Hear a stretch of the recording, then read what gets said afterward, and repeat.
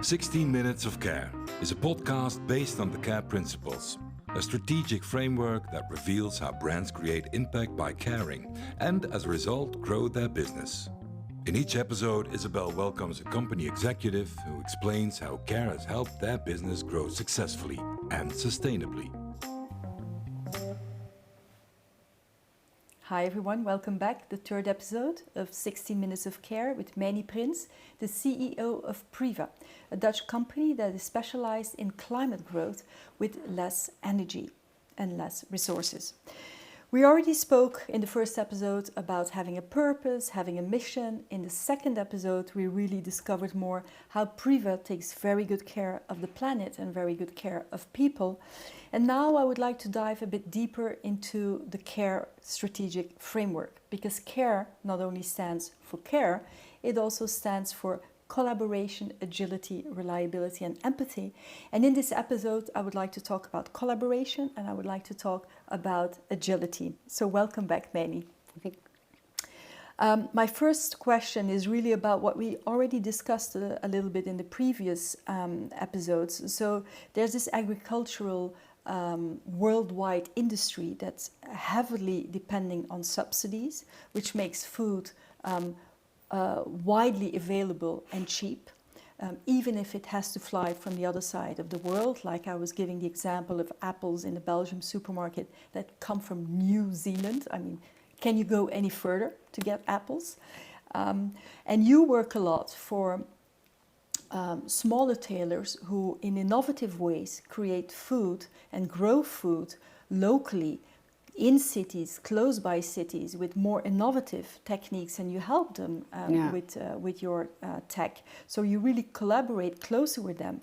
But you were saying that is not enough to just help these growers. They also need the help from governments. They need the help from local governments, because when you see the two offers, let's talk about apples, like a locally produced apple and an apple flown in from New Zealand, there will be a price difference. Yeah. There's a difference in marketing budgets.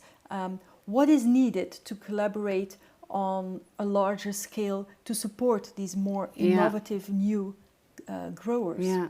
So first, I like to get back a little bit to the subsidized world. We spend in this world still today, so we spend about $7,000 billion a year to keep this system alive that is destroying our own planet, mostly for whom's profits, And this 7,000 billion is for 5,200 billion subsidized on fossil fuels. So it's still supported, the infrastructure or the taxes on the fuels themselves, or, so that is a lot. And the rest is on agriculture. And to compete against that is, of course, very difficult. So we have the examples, beautiful. It's not only small scale, also larger scale, like 5 hectares or 10 hectares, a greenhouse close to Dubai. It's difficult to grow food in a desert, but they managed. So they managed to grow tomatoes in the desert close to the city. And when you then need to be at the end in the supermarket, indeed, you're next to this heavily flown in tomatoes from somewhere else, then to make this successful, the local government also need to realize, they need to be aware that that is happening, and it is not helpful in developing such a competence of these urbanized areas in the world. So if you are, for example, and that's what I said in the beginning, it is not a question if we need to change, but how fast can we change? Because it will come that that needs to be closer to where the people live. So we need to change this system, of course. And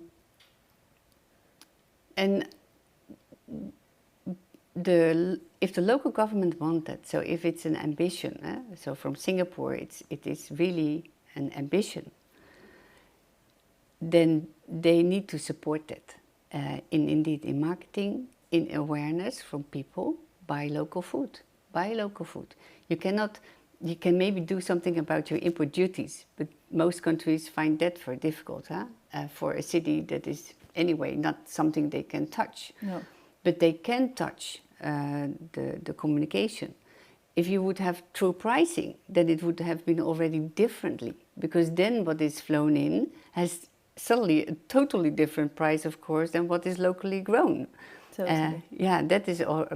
But also, I like to take France, for example. If you go in France into a supermarket, everything that is locally grown, it has value. It has value for the customers. They like to buy it. They're looking for it. They are able, or they want to pay a bit more for it. So that's a different mindset. But there has been invested a lot by the government too to make that, to create that awareness. To create that awareness, Yeah. and to make the French proud of their French cuisine and French Yes. products. Yes. So it also has to do a lot with education of consumers, Yeah.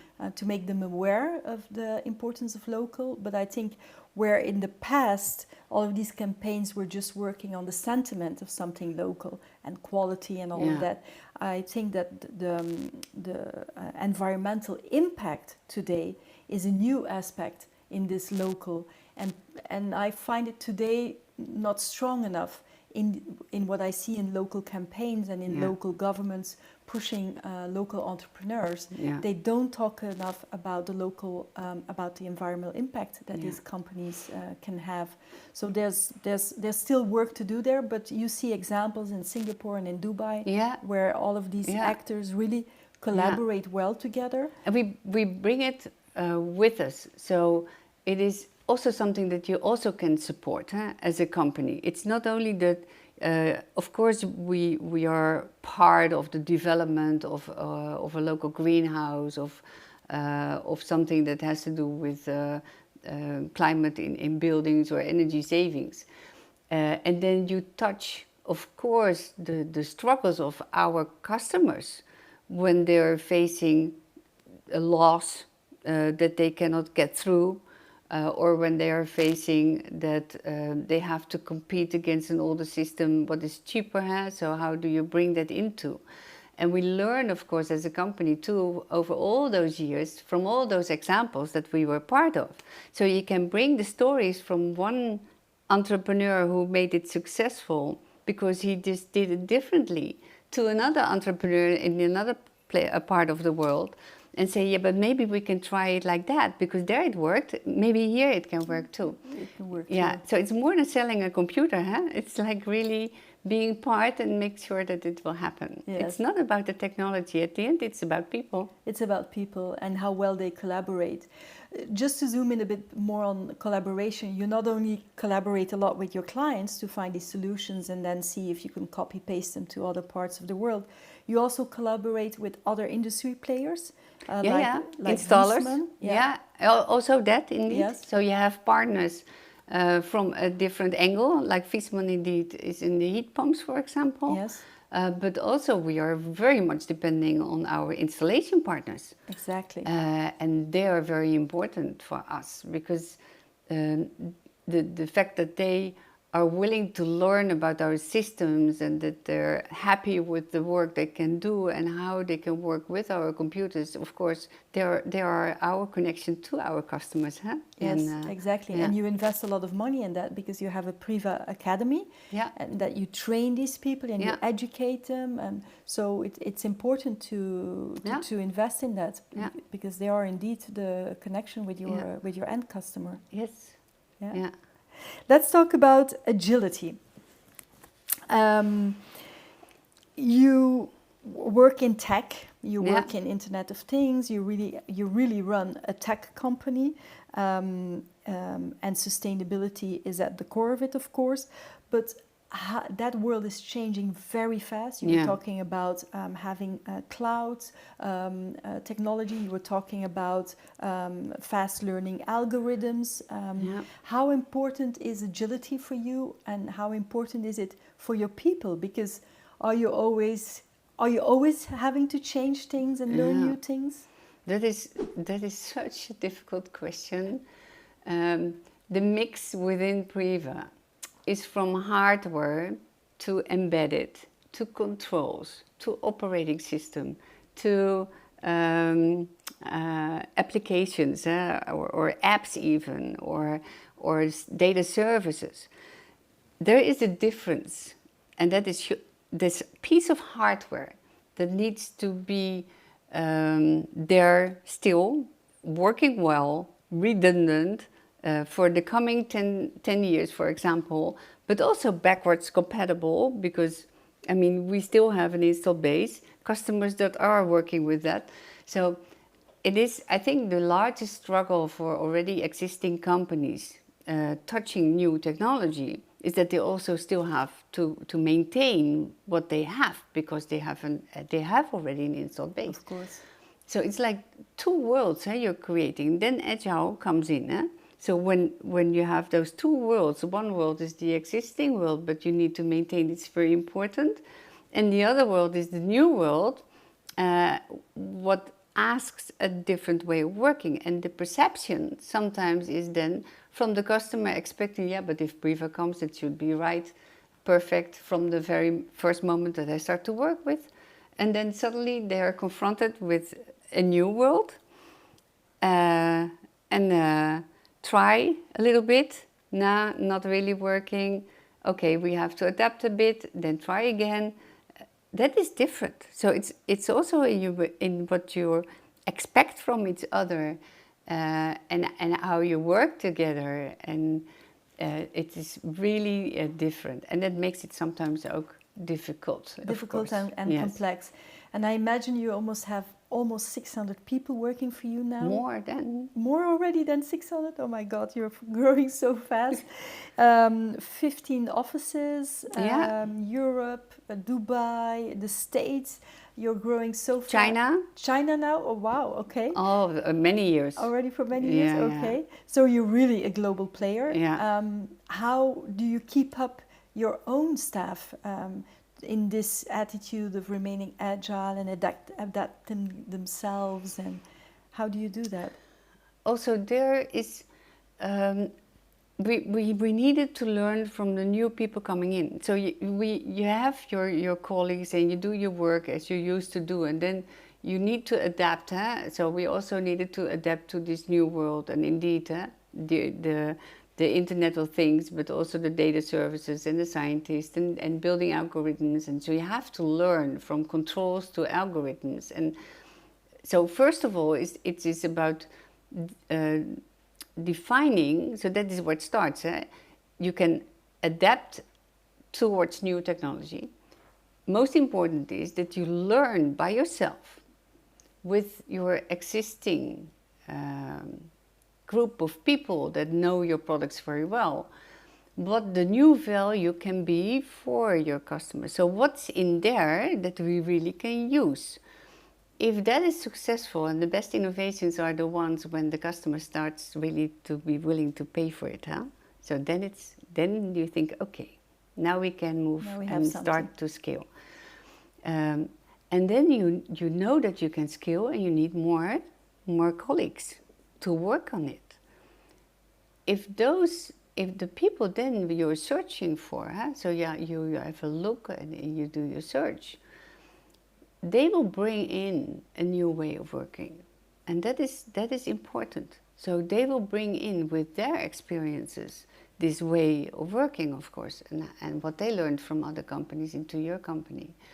And then the cooperation within your company between the already existing world and the new world. Yeah, that is interesting to see how that develops. Yeah. That's the interesting part. To end this episode, Meiny, what tips could you give to the people who are watching, to the people who are listening, on collaboration? Collaboration in a generic level. It could be internally, it could be externally, with clients, with customers, with stakeholders, with business partners.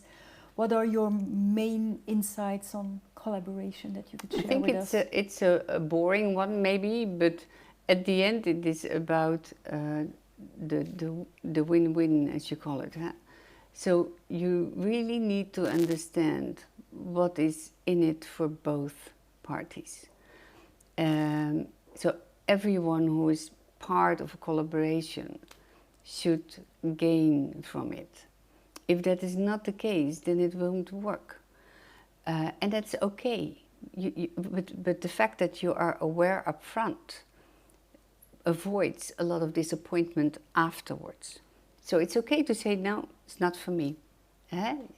Go for those where you think that you can also gain on. And gaining can be knowledge, of course.